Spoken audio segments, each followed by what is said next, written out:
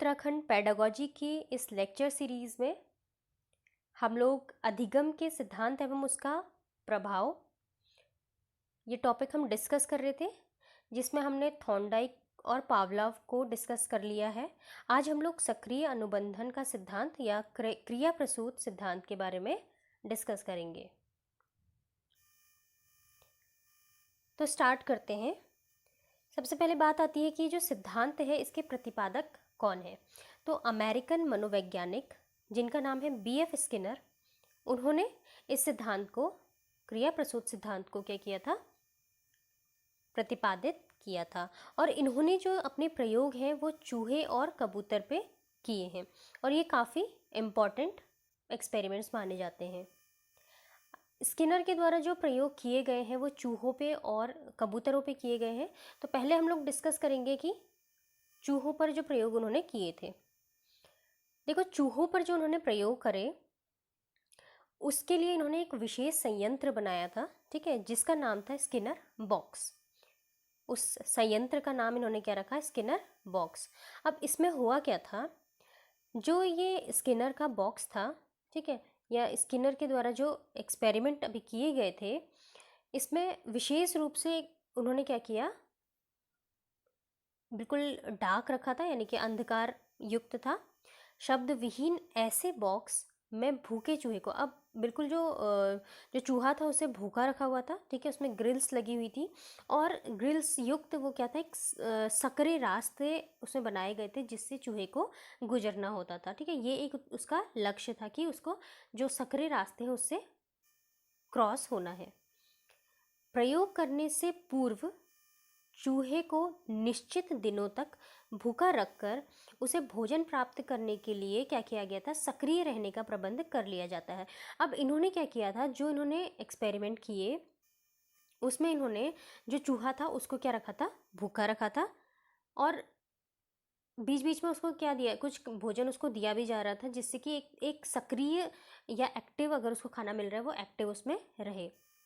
तो व्यवस्था ऐसी की गई थी कि जो चूहा है, ठीक है, वो क्या करे, उपयुक्त मार्ग पर अग्रसर होता, लीवर पर चूहे का पैर पड़ता, ठीक है, और जैसे चूहे का पैर लीवर पे जब पड़ेगा तो एक खट की आवाज़ आएगी, और या फिर कोई लाइट का अगर वहाँ पे प्रबंध किया गया है, ठीक है, तो बल्ब उसमें जल जाता था, ठीक। और उसके बाद जैसे ही ये क्रिया होती थी उसके बाद क्या होता था, जो चूहे को खाने का जो बर्तन था उसमें क्या हो जाएगा, उसको खाना मिल जाता था। लीवर दबाने से होने वाली आवाज़ और जो उसको खाना मिल रहा है, ये एक उसके लिए क्या था, रीइंफोर्समेंट था, ठीक है, या उसके लिए पुनर्बलन का काम करता है। तो इस प्रकार चूहे द्वारा लक्ष्य की प्राप्ति कर ली गई थी। अब क्या हुआ कि अनुक्रिया, ये जो एक तरह से उन्होंने सही, जो चूहे थे उसने जो सही एक तरह से ये व्यवहार किया, ठीक है, अथवा अनुक्रिया का लीवर दबाने से उत्पन्न आवाज़ जो आई और प्याले में जो उसको खाना मिल गया, ये क्या थे, ये सारे के सारे पुनर्बलन का परिणाम था, ठीक है। और ये सारे के सारे इस जो प्रयोग था उसमें उसका एक पार्ट है कि जब चूहा जो है वो क्या कर रहा है, एक सकरे रास्ते से जा रहा है और क्या कर रहा है, जैसे ही वो जो लीवर है, ठीक है, उसको अगर वो प्रेस करता है, जैसे ही वो उसे प्रेस करेगा तो क्या होगा, एक खट की आवाज़ आती है या फिर जो लाइट है वो जल जाती है, और उसके बाद क्या होता है, जो उसका प्याला है उसमें क्या आ जाता है, कुछ खाना उसको मिल जाता है। तो ये एक तरह से क्या है, उसका रीइंफोर्समेंट या उसका पुनर्बलन है।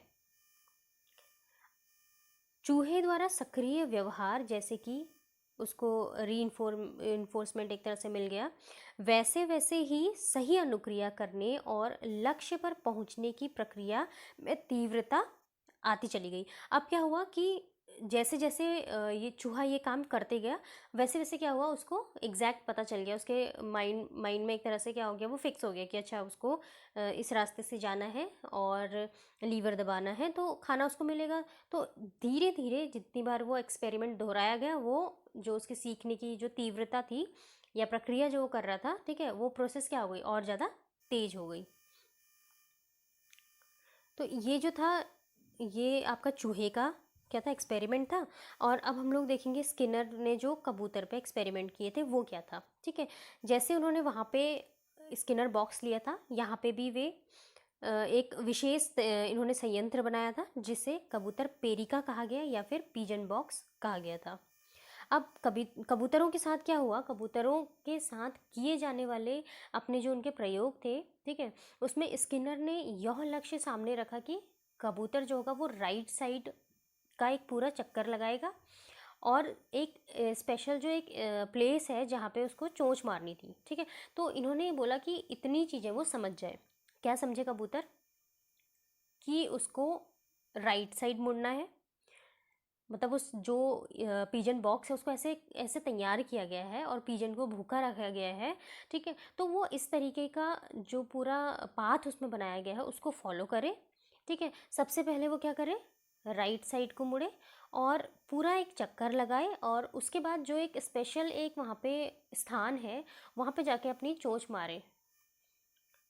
तो अब जब कबूतर इतना सीख गया उसके बाद देखो, तो ये जो प्रयोग है इसमें पिजन बॉक्स में जो बंद है जो भूखा कबूतर है, ठीक है, वो जैसे ही क्या कर रहा है, राइट साइड घूम रहा है और अपनी चोंच उस प्लेस पे मारता है तो उसको क्या मिलता है, एक अनाज का दाना उसको मिल जाता है। तो ये जो दाना उसको मिला है, इससे क्या हो रहा है, कबूतर को अपने सही व्यवहार की पुनरावृत्ति के लिए एक तरह से पुनर्बलन मिल गया, यानी कि वो क्या करेगा, सेम चीज़ रिपीट करेगा और उसको खाना मिलेगा।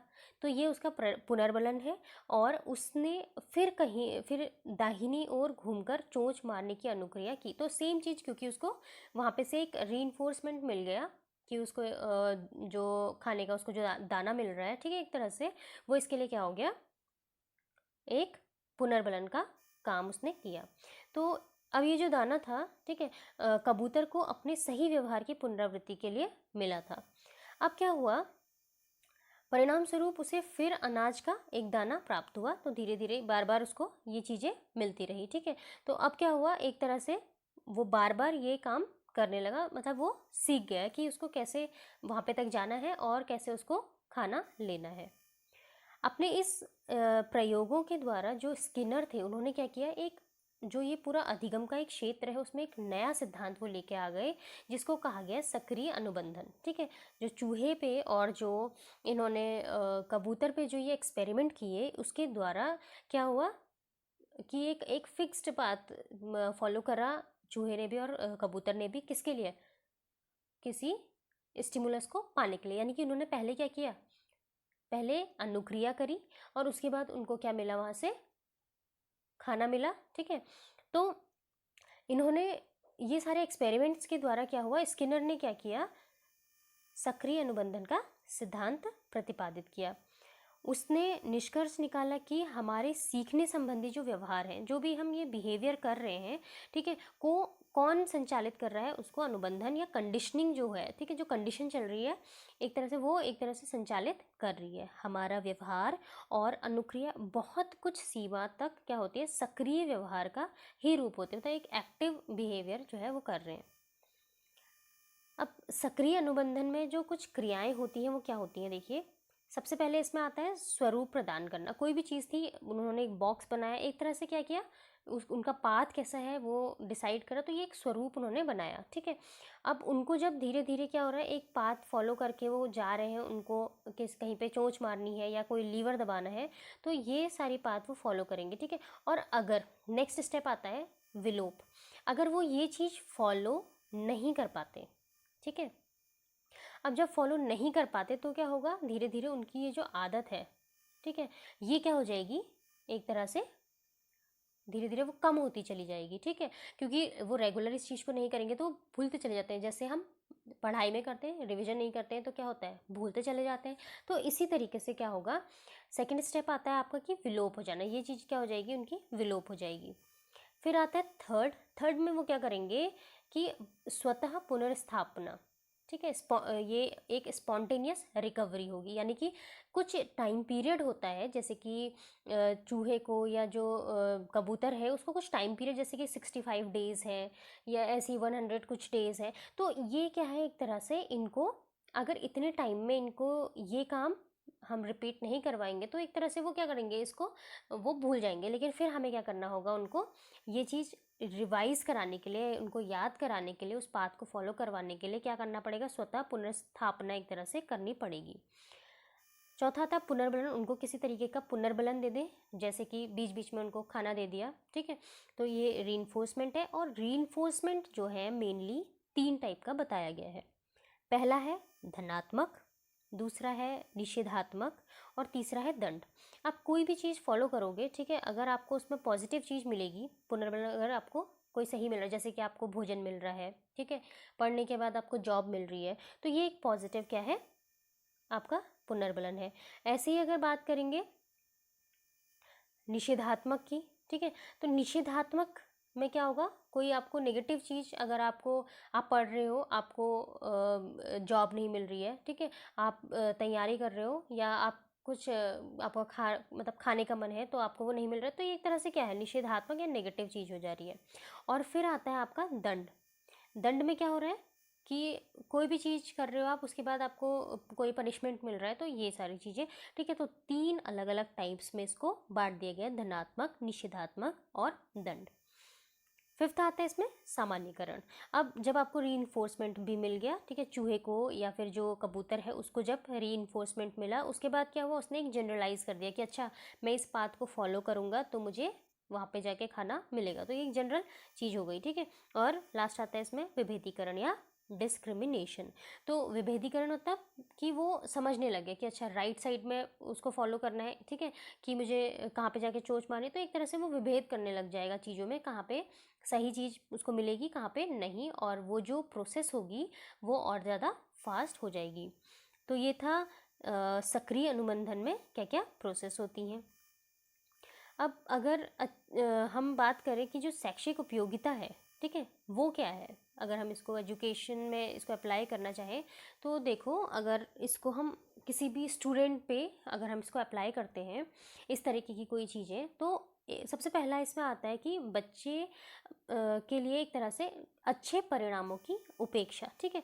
तो बच्चों को कोई चीज़ जब हम स्टार्ट करवा रहे हैं, ठीक है, तो जैसे कि यहाँ पे चूहे पे और जो ये एक्सपेरिमेंट हुआ था, ठीक है, अगर बच्चों पे ध्यान दिया जाए तो यहाँ पे से क्या निकलता है कि बच्चों के लिए अच्छे परिणामों की अपेक्षा इसमें की जाती है।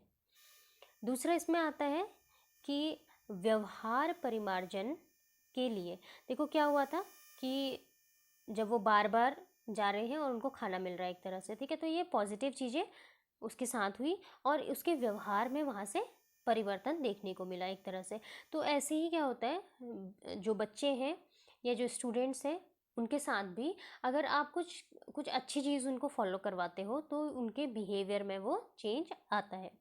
थर्ड है व्यक्तित्व के समुचित विकास के लिए उनका एक पूरा ऑल ओवर जो आपका पर्सनैलिटी एक तरह से उनकी डेवलप करना। अभिप्रेरणा का स्रोत, अब जैसे वहाँ पे हम खाना दे रहे थे, तो इसी तरीके से बच्चों को अगर हम क्या करते हैं, कुछ एक अभिप्रेरणा है अगर उनके अंदर, ठीक है, तो वो क्या करेंगे और अच्छी से सीखेंगे किसी भी चीज़ को।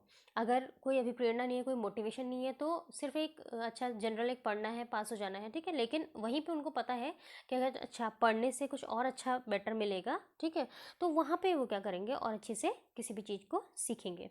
और फिफ्थ आता है इसमें जो दंड की भर्त्सना, यानी कि सिर्फ दंड दे रहे हैं अगर आप कोई चीज़ फॉलो करवाने के लिए बच्चे को, तो वो वहाँ पे क्या करेंगे, उस चीज़ को उतनी प्रॉपरली उतनी अच्छी से नहीं सीखेंगे।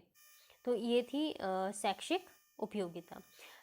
इसमें जो सिक्स्थ पॉइंट इसमें है कि जो सक्रिय अनुबंधन सिद्धांत है उसके अनुसार अधिगम में अधिक से अधिक सफलता कब मिल सकती है बच्चे को। तो पहला पॉइंट इसके अंदर कहते हैं कि सीखने की जो सामग्री है को इस प्रकार आयोजित किया जाए कि सीखने वाले को अधिक से अधिक सफलता और कम से कम असफलता मिले। तो कोई भी चीज़ है अगर बच्चे को आप सिखा रहे हो तो उसको इस तरीके से सिखाया जाए कि वो क्या करे, ज़्यादा से ज़्यादा उसको सफलता प्राप्त हो और कम से कम उसको असफलता प्राप्त हो।